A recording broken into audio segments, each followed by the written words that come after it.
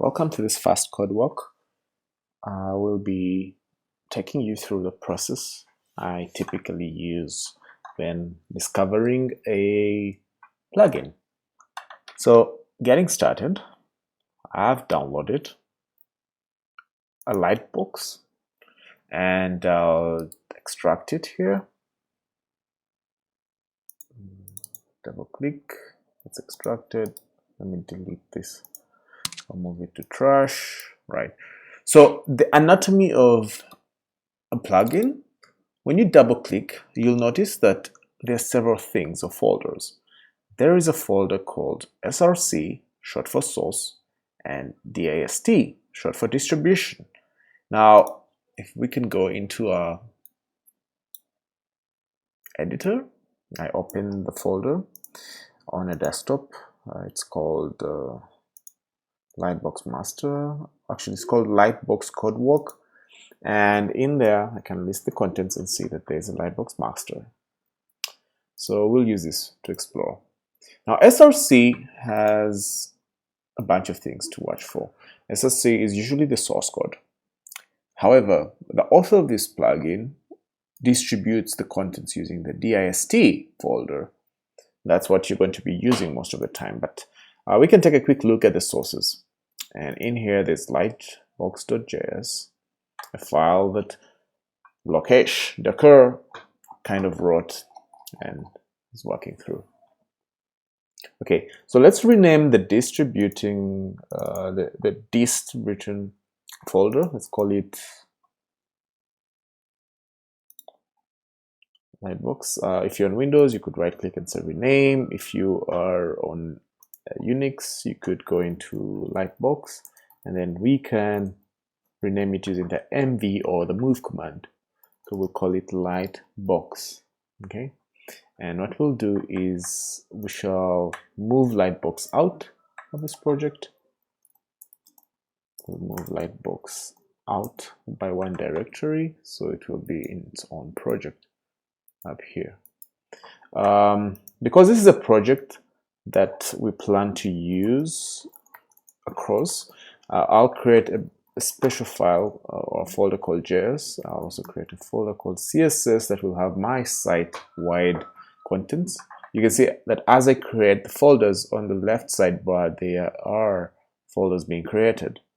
Okay, and yes, let's move Lightbox or the jQuery plugin into JS. Most folks will try to get the individual Lightbox CSS and JS and put them onto their websites JS, but you kind of want to have an easy place to go such that whenever someone is working on your site, they do not have to, or whenever you are working on your site in the future and there's an update or an upgrade, you don't want to keep changing all folders. That will be a bit confusing.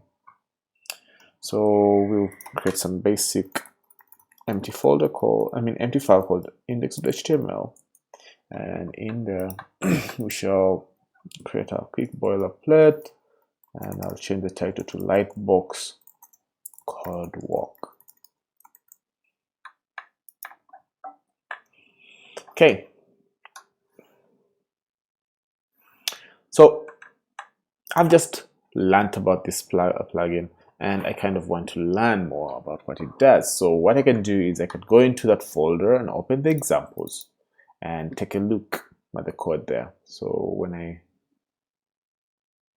perhaps I can drag and drop it here. I can open and I can see that, well, there are a bunch of errors because it was looking out for a folder that it doesn't see. See, it doesn't get these folders. So what you can do is I can put back a copy of DIST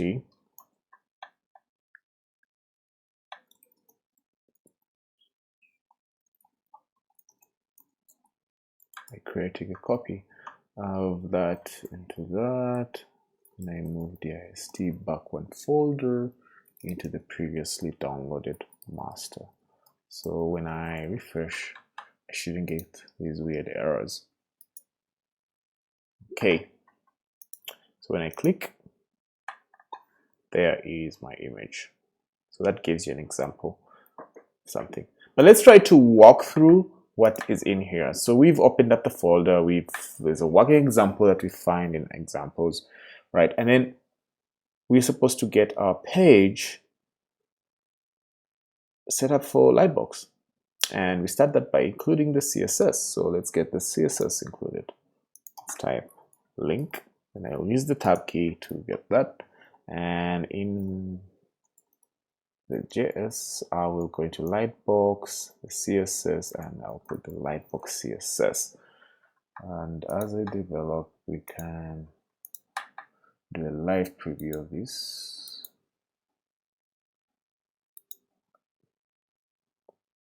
And we go into more tools and developer tools, and we check in the resources bar.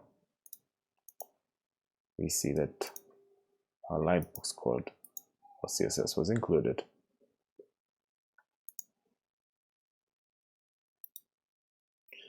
With a bunch of images, like the close image, the next image, and that. The next step that we're told to follow in the Lightbox documentation is connecting our Lightbox JavaScript. So let's confirm. Lightbox plus JavaScript and all that. So typically you want to put your JavaScript files at the bottom, just before the closing tag, and we'll do that here. So let's type JS, Lightbox, JS, and we'll get the Lightbox. We'll choose the minified version, but if you want to read the code, you could just open the unminified version and you can go through. The minified version will help your site load much faster, and it's usually having like white spaces stripped off, so it's not legible, you can't read it. So, well, at least it's good for the production system because your site will load much faster. Okay, so we've done step 3. Now we need to make sure the jQuery 1.7 or greater is being used, and for that I'm going to get a copy of jQuery, but I will use something called Bower. You don't have to worry, you maybe have a copy of your own that you could just paste into our JavaScript file, but I'm just going to get the jQuery in the distribution, copy it out,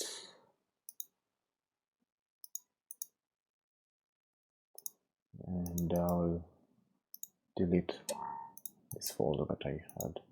Okay, and let's see, when we refresh we'll get some errors because one, Lightbox is dependent on jQuery, and that means we have to make sure that jQuery is loaded just before. So we'll do that like that, and when we refresh there are no errors at the bottom here in your console. So that's step 4. So confirm. Step 5 is to confirm that the 4 images loaded by CSS are in the correct location. You can grab the images from the distribution images folder, but we did that already. So we have the closed PNG here. You can see it's over here. Then we have the loading GIF or GIF, and we have next and previous buttons, GIFs. Okay, what else? So let's see. We'll initialize or add a data Lightbox attribute to any image to enable Lightbox. For the value of the attribute, use a unique name for each image. So let's try that. So in our index, we will create a div and then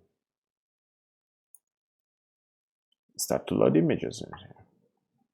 So let's start href. We'll need images and image-1.jpg. We'll put the data Lightbox attribute. These are HTML5 attributes that provide some metadata about something. So this will, for example, data title would be something that gets shown up in the image. So this is some caption. Okay, and then we'd have image number 1. Okay, so we will refresh and we'll look at that, and that's it. Well, you can see that it gets loaded, and if I'm to refresh and try again, it gets loaded, and we see that this loading GIF is being, instantiated.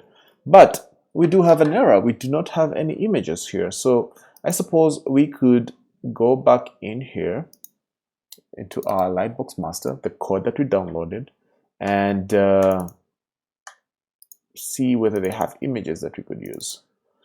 Okay, they don't seem to have images here, so let's go in here and let's get the images out again.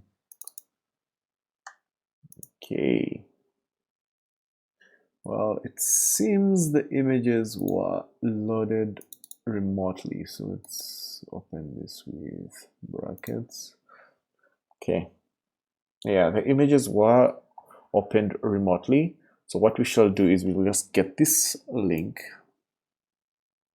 for the image.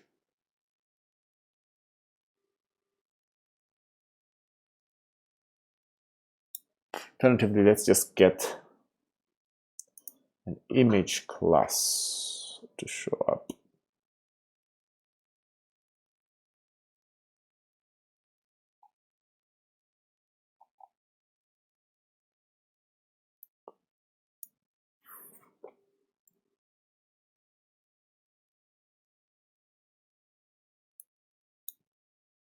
So where are we using data?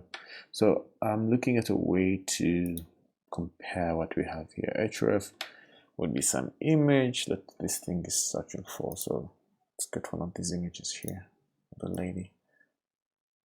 Okay.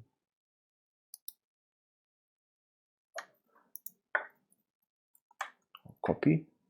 Yeah, I'll just paste. We'll download some of these images and just replace them and see what happens. So when you click, image gets loaded. Wonderful, right? Let's visit Instagram, and I suppose we can do an Instagram search here, and let's get some people's images on Instagram. Canonically, Instagram will force people to log into their accounts, but we'll get this. Okay, so different people I know, or we could use the stock photos, and we can provide a bunch of links. Okay, there's no links here. Cool. So for now, let's replace our hrefs with actual links. So I suppose we can do that. Then we can have a second image, and this is another cool image to show.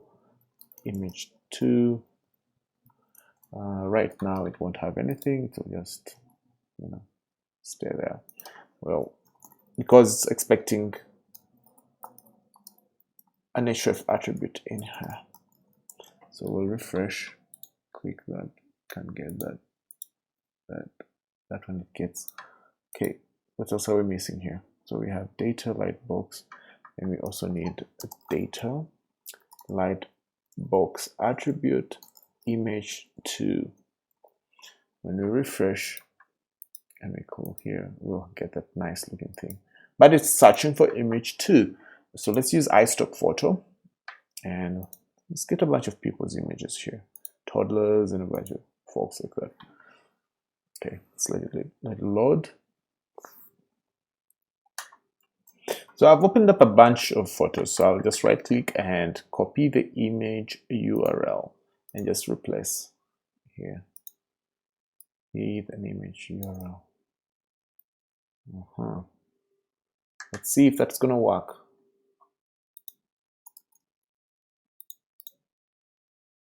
Yeah, it works.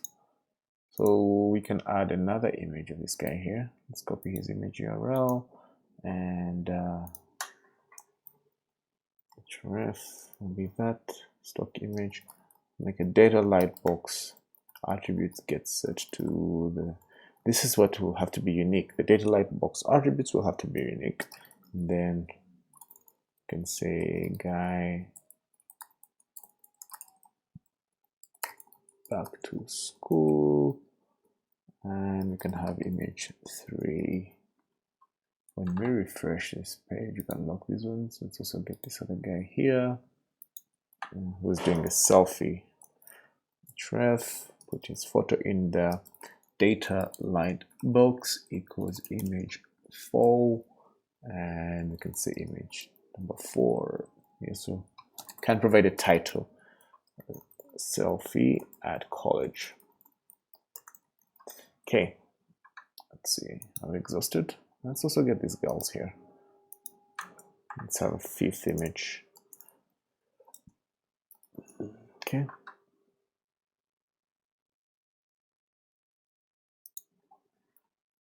We have data lightbox equals image 5, and data title equals selfie girls.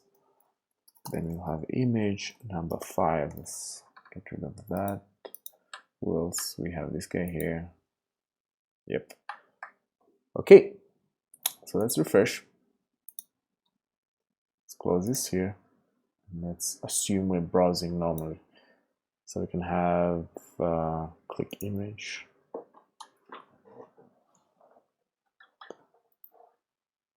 Can go to the next image. It loads. 3rd image.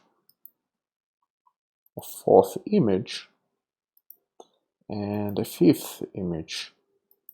So that's one option, clicking individual images according to these ones.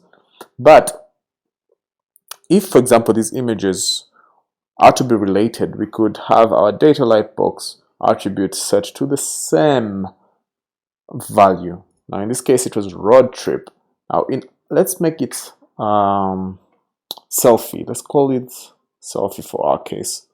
So let's have this as selfie.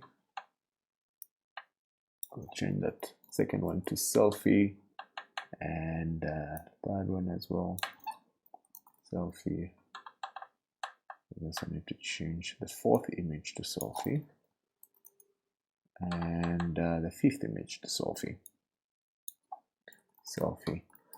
Because according to this API for this lightbox, if data-lightbox attribute is set to the same value, it will be treated as a single image carousel of sorts. So we can click that, and as we mouse over, you can see that arrow shows us where it's going to the next image.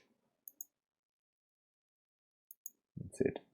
Well, many times these guys have extra options. For example, if you want to change any of the default options, you need to add this extra thing. And let's try that. Let's try to change the resize duration to 200. I reckon that's 200 milliseconds. And we'll wrap around something to true. Let's try that piece of code. And that one, you do it as well under. So we'll make this a bit smaller. And we'll say lightbox option, and we pass it an object, and in this object we'll pass property of resize duration. We'll set that to 200, then we will have a wraparound set to true. Okay, when we refresh our page, let's see what that's all about. We'll go in here and click 200 milliseconds.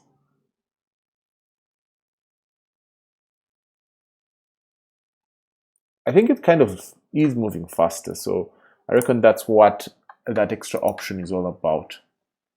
Well, this is how you kind of work through plugins. There are other options you can read about. So fade duration, the time it takes for the lightbox container to overlay in milliseconds. So let's try that out as one of the options, and let's set it to maybe, the default is 500. Let's set it to fade duration. Let's set it to 600 and see how fast something fades. So click there.